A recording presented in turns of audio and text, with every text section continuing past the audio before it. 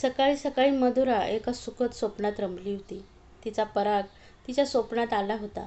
अगदी मनमोहक हसून तिची मस्करी करत होता. काहीतरी छेड काढून तिला रडवणारा, पण तितक्याच प्रेमाने हळुवारपणे तिची समजूत काढणारा.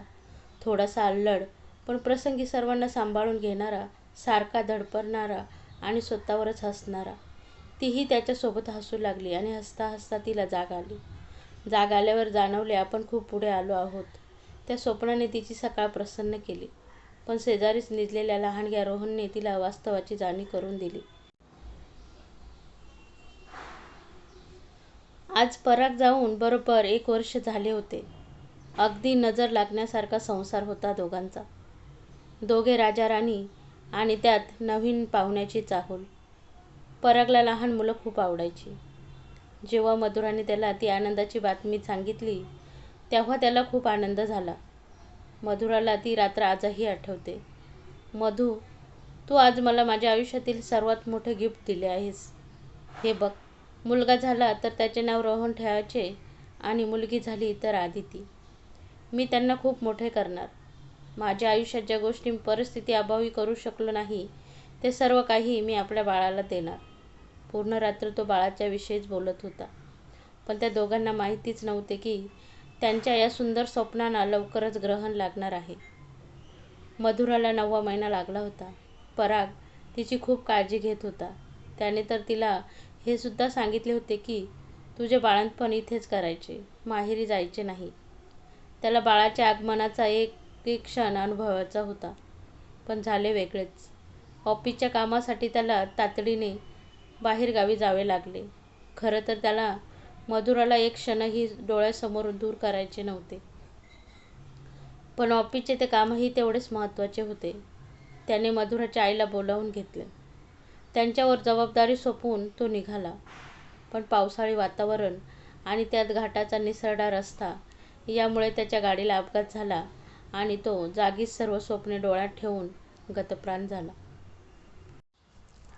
इकडे मधुराला प्रसूतीच्या काळा सुरू झाल्या. ती पराग येईपर्यंत थांबायचे म्हणत होती, पण तिची परिस्थिती बघून डॉक्टरांनी सिझरचा निर्णय घेतला. तिने एका गोंडस मुलाला जन्म दिला. मधुरा शुद्धीवर आली तेव्हा ती खूपच आनंदात होती. आई, तू परागला बाळाची बातमी दिली ना, मग तो अजून कसा आला नाही? माझ्यापेक्षा तोच जास्त आतुर होता बाळासाठी. मधुरा, तुला कसे सांगू हे समजत नाहीये. मन घट्ट कर पोरी. काय झाले आई? तू असे का म्हणत आहे? परागला काही झाले आहे का? पण कसे शक्य आहे ते? तो म्हणाला होता की काम झाले की लगेच येतो. बघ, त्याचा फोन येईल आताच.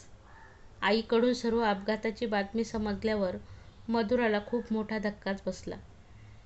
ती 2 दिवस बेशुद्ध होती, पण परागसाठी, त्याच्या शेवटच्या इच्छेसाठी, त्याच्या स्वप्नासाठी तिने स्वतःला सावरले. पराग गेला आणि मधुराचे आयुष्यच बदलून गेले. परागचे आईवडील आधीच वारलेले होते, म्हणून मधुराला सासरचे असे कोणीच नव्हते. ती आपल्या आईसोबत माहेरी आली. वडील लहानपणीच वारलेले असल्याने ती व तिची आई भाऊ वहिनीसोबत राहू लागले. नात्याने वहिनी असली तरी मधुराशी तिचे मैत्रीचेच नाते होते. ती तिला दुःखातून बाहेर येण्यास मदत करत होती. तिने एके दिवशी नवऱ्याला सांगितले, तुम्ही मधुरा ताईविषयी काय ठरवले आहे? तुला नेमके काय म्हणायचे आहे? अहो, त्यांच्या पुढे एवढे मोठे आयुष्य पडले आहे. रोहन अजून लहान आहे. ते एकट्याने कसे सर्व करतील? अगं, आपण आहोत ना सोबतीला. आपण त्यांना जन्मभर थोडं पुरणार आहोत. त्यांना सुद्धा स्वतःच्या हक्काचे घर हवे, हक्काची व्यक्ती हवी, जिच्याजवळ त्या सर्व गोष्टी शेअर करू शकतात. रोहनला आपण कितीही प्रेम दिले तरी त्याच्या वडिलांची जागा आपण घेऊ शकत नाही. मी त्यांना समजावते. तुम्ही व आई दोघे त्यांच्याशी बोला. त्या हो म्हणाल्या तर त्यांना अनुरूप व त्यांना सांभाळून घेणारे असे स्थळ शोधूया. अगं, हे सर्व खरे असले तरी मुलासोबत तिचा स्वीकार कोण करेल?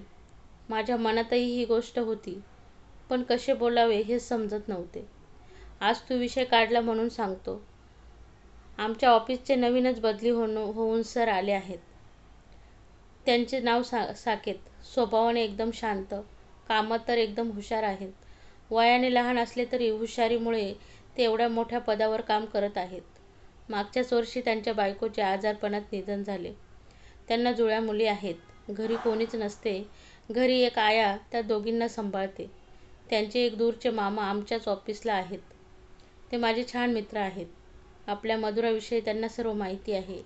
त्यांनीच विषय काढला होता की तुम्ही मधुराचा पुनर्विवाहाचा विचार केला आहे का? साकेतला तर खूप स्थळ येत आहेत, पण त्यांना अशी मुलगी हवी आहे जी साकेतच्या मुलींना आईचं प्रेम देऊ शकेल. म्हणूनच ते विचारत होते. आपली मधुरा तर सुंदर आहेच, तिचा प्रेमळ स्वभावही त्यांना माहीत आहे. फक्त प्रश्न आहे तो रोहनचा. त्याचा स्वीकार करायचा की नाही हा निर्णय साकेतचा राहील. तुम्ही काळजी करू नका, मी मधुरा ताईशी बोलते.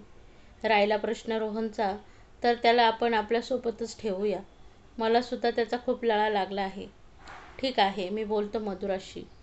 मधुराचे भाऊ, वहिनी आणि आईने मधुराला खूप समजावलं. सुरुवातीला तिने साफ नकार दिला, कारण परागच्या आठवणीतून ती अजूनही बाहेर आली नव्हती. पण असे किती दिवस आपण भावाच्या घरी राहणार, म्हणून तिने साकेतला भेटण्यास होकार दिला.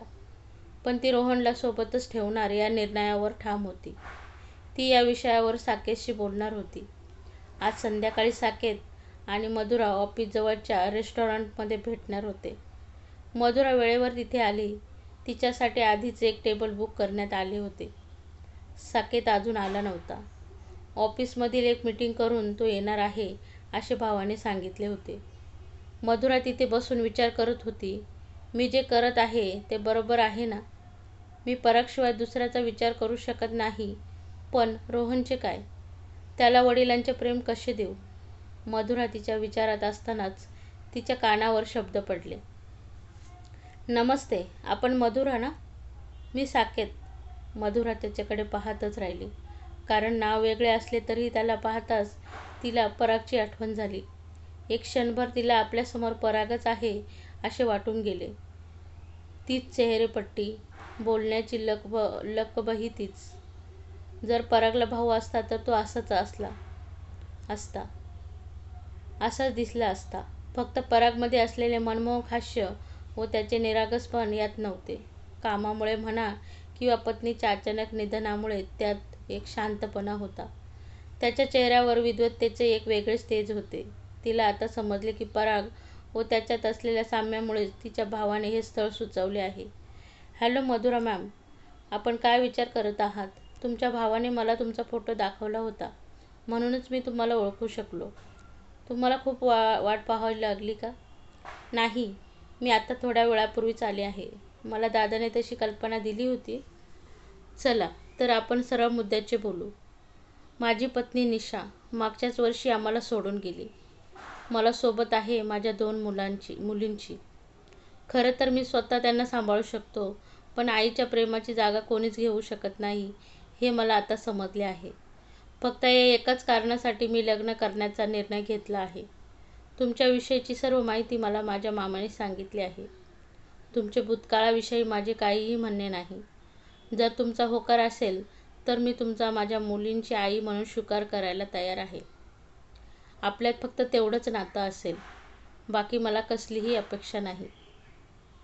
तुमचे काय म्हणणे आहे? साकेतचा स्पष्ट वक्तेपणा मधुराला आवडला, पण त्याने रोहनविषयी कोणतीच भूमिका घेतली नव्हती आणि तिला तर रोहन सोबतच हवा होता. तिने साकेतला सांगितले, मला तुमच्या भूतकाळाविषयी सहानुभूती आहे. मी मुलींच्या आईची जागा तर घेऊ शकत नाही, पण त्यांना आईचे प्रेम देण्याचा नक्कीच प्रयत्न करेन. माझी एक विनंती होती. काय? जे असेल ते स्पष्ट सांगा. गोष्टी आधीच स्पष्ट असल्या की नात्यांमध्ये गुंता होत नाही. तुम्हाला माझ्याविषयी सर्व माहिती आहेच. मग हे सुद्धा माहिती असेल की मला एक लहान मुलगा आहे. तो माझे सर्वस्व आहे. माझ्या पतीची ती शेवटची आठवण आहे. जर मी माझ्या मुलाला भावाकडे ठेवले तर माझे मन त्याच्यातच अडकेल. पण तुम्ही रोहनसह माझा स्वीकार केला तर तुम्हाला खात्री देते की तुमच्या मुलीच्या प्रेमात मी कोणताही कमतरता ठेवणार नाही. त्यांना स्वतःच्या मुलीप्रमाणेच वागवेन. ज्या क्षणी तुम्हाला माझ्या वागण्यात बदल जाणवेल, तुम्ही रोहनला पुन्हा भावाकडे पाठवू शकता. माझी काहीही हरकत नसेल. साकेतला मधुराचा प्रामाणिकपणा आवडला. त्याच्या मामांनी सांगितल्याप्रमाणे मधुरा सुंदर तर होतीच, पण त्याचबरोबर तिच्यातील प्रामाणिकपणा, नात्यांना समजून घेणारा भावनिक ओलावा, आवाजातले माधुर्य त्याला स्पर्शून गेले. त्याला त्याच्या मुलीच्या आयुष्यात आईच्या भूमिकेसाठी ती अगदी योग्य होती. पण त्याने रोहन व तिच्या नात्याचा विचारच केला नव्हता. मधुराचे बोलणे ऐकून त्याला तिची बाजू पटली होती आणि शेवटी तसे नाही झाले तरी निर्णय घेण्याचा अधिकारही मधुराने त्याला दिला होता. थोडा विचार करून त्याने मधुराच्या प्रस्तावास मान्यता दिली. मधुराला खूपच आनंद झाला, कारण आता तिच्या रोहनला त्याचे स्वतःचे कुटुंब मिळणार होते, ज्यात त्याच्या हक्काच्या व्यक्ती त्याला भेटणार होत्या. साकेत आणि मधुरामध्ये बाकीची बोलणी झाली. तसा निर्णय फोन करून तिच्या भावासही कळवण्यात आला होता. मधुराचे आयुष्य एका नवीन पर्वाकडे वळण घेत होते. तिने परागच्या सर्व सुंदर आठवणी हृदयाच्या एका कोपऱ्यात हळुवारपणे बंदिस्त केल्या आणि रोहनच्या भविष्यासाठी नवीन आयुष्यात पाऊल टाकले. अतिशय साध्या पद्धतीने व जवळच्या लोकांच्या उपस्थितीत साकेत व मधुराच्या या नवीन पर्वाची सुरुवात झाली. साकेतचे घर म्हणजे एक आलिशान राजवाडाच होता. प्रत्येक कामासाठी नोकर होता. फक्त मुलींची काळजी घेणं हे एकच काम मधुरासाठी होते. साकेतच्या दोन्ही मुली निधी व परिधी त्याच्यासारख्या सुंदर होत्या. सुरुवातीचे काही दिवस त्या मधुराशी औपचारिकपणे वागत होत्या, पण मधुराची प्रेमळ वागणूक आणि रोहनची अखंड बडबड यामुळे त्यांची लवकरच गट्टी जमली. त्या मधुराला आई म्हणू लागल्या. साकेतलाही मुलींमधील हा बदल जाणवत होता. त्याचे शांत शांत वाटणारे घर आता खऱ्या अर्थाने घरकुल झाले होते. त्यात एक प्रकारचे चैतन्य आले होते. या सर्वांचे श्रेय मधुराला जात होते, म्हणून त्यानेही रोहनचा प्रेमाने स्वीकार केला. मधुराचा पूर्ण दिवस मुलांमध्येच जात होता. साकेतही सकाळी ऑफिसमध्ये गेला की संध्याकाळी परत येई. घरी आला की थोडा वेळ मुलांसोबत घालवत असे. मग जेवण झाले की साकेत त्याच्या खोलीत, मुले त्यांच्या खोलीत आणि मधुरा तिच्या खोलीत. दिवसा मधुराला आईच्या भूमिकेत स्वतःविषयी विचार करायला वेळच नव्हता. पण रात्र झाली की तिला ती पोकळी जाणवत होती. ती शारीरिक सुखासाठी आतुर होती असे नव्हे, पण कधी कधी तिला साकेतचा भावनिक आधार हवा होता. तिला तिच्या मर्यादा माहीत होत्या, म्हणूनच तिने कधीही तक्रार केली नव्हती. एके दिवशी ती संध्याकाळी नेहमीप्रमाणे साकेतची वाट बघत होती. साकेतला कधीही उशीर होत नसे. उशीर होणार असल्यास तो तसे फोन करून कळवत असे. मधुराला काळजी वाटू लागली. तेवढ्यात साकेतच्या सहकाऱ्याचा फोन आला.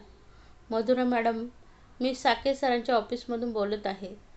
साकेत सर घरी येत असताना त्यांच्या गाडीचा अपघात झाला आहे. काय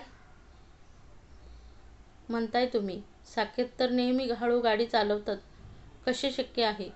तुमचा काहीतरी गैरसमज झाला असेल. नाही मॅडम, तुम्ही ऐकून तर घ्या. आम्ही साकेत सरांना दवाखान्यात नेत आहोत. तुम्ही पटकन या. मधुराला खूप मोठा धक्का बसला. ती आता आयुष्याच्या अशा वळणावर होती की तिला कोणताही धक्का पचवणे शक्य नव्हते. तिला परागच्या अपघाताची आठवण झाली आणि ती क्षणभर शहारून गेली. पण तिने लगेच स्वतःला सावरले. मुलांची जबाबदारी आयावर सोपवली. पत्ता विचारून ती दवाखान्यात पोहोचली. साकेतच्या गाडीला दुसऱ्या गाडीने ओव्हरटेक करताना अपघात झाला होता. साकेतचे खूपच रक्त वाहून गेले होते आणि पायाला सुद्धा गंभीर इजा झाली होती. साकेतचे रक्ताने माखलेले कपडे पाहून मधुरा तर पूर्ण कोलमडून गेली. ती धावत त्याच्या बेडजवळ गेली व त्याला बिलगली. साकेत, साकेत, तुम्ही माझा आवाज ऐकत आहात ना? मी मधुरा. तुम्ही मला सोडून कुठेही जायचे नाही. मुलं तुमची घरी वाट पाहत आहेत. चला लवकर उठा. मधुराचा आक्रोश पाहून डॉक्टरांनी तिला समजावले. तुम्ही काळजी करू नका. ऑपरेशनच्या भूलमुळे ते बेशुद्ध आहेत, पण तुम्हाला त्यांची काळजी घ्यावी लागेल, तरच या जखमा लवकर भरतील. डॉक्टरांच्या शब्दांनी मधुरा भानावर आली. साकेतला शुद्ध आल्यावरही मधुरा त्याच्याजवळ हलली नाही. साकेत मधुराचे वेगळेच रूप पाहत होतं. त्याच्याशी एक अक्षरही न बोलणारी मधुरा त्याची ही अवस्था पाहून खूपच व्याकुळ झाली होती. ती खूपच घाबरलेली दिसत होती, पण तरीही दवाखान्यात ती एका समंजस व्यक्तीप्रमाणे त्याची काळजी घेत होती. त्याने तिला जवळ बोलवले आणि तिचा हात हातात घेऊन प्रेमाने थोपटले. मधुरा, घाबरू नकोस. मी ठीक आहे. आता मी तुम्हाला सोडून कुठेही जाणार नाही. तुझा विश्वास आहे ना माझ्यावर? नवीन नात्याचा पहिला स्पर्श काय होते, त्या स्पर्शात आधार, विश्वास, प्रेम हेच तर हवे होते मधुराला. आणि तिला रडू कोसळले. पण ते रडणे काळजीचे नव्हते, समाधानाचे होते. डॉक्टरांनी डिस्चार्ज दिल्यावर साकेत घरी आला. त्याला 1 महिन्याची सक्त विश्रांती सांगितली होती. घरी आल्यावर मधुराने मुलांना आधीच बाबांबद्दल सांगितले होते.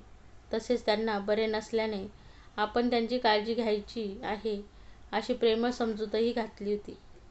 साकेतला मुलांचे आश्चर्य वाटत होते.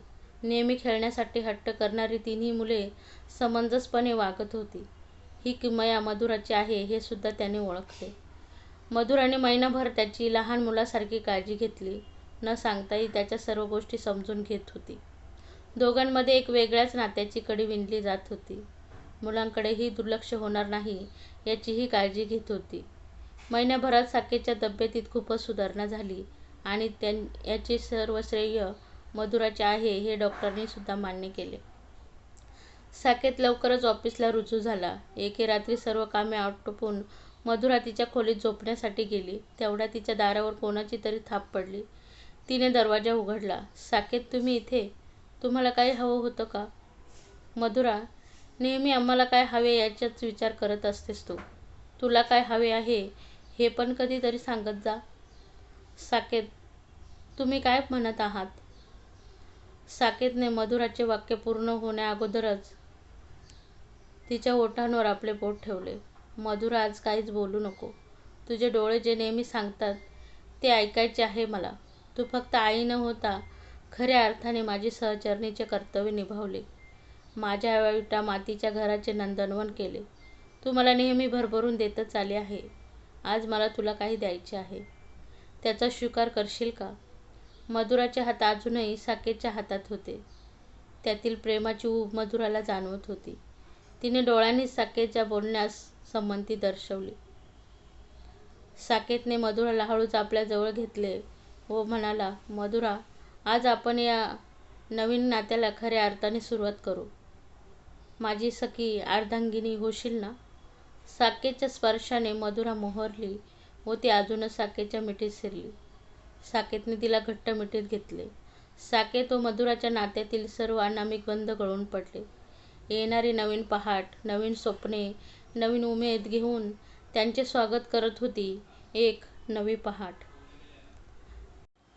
तर मित्रांनो, कहाणी कशी वाटली कमेंट्समध्ये नक्की सांगा आणि आवडल्यास लाईक करा, शेअर करा आणि हो, महत्त्वाचं म्हणजे चॅनलवरती नवीन असाल तर चॅनलला सबस्क्राईब नक्की करा. धन्यवाद.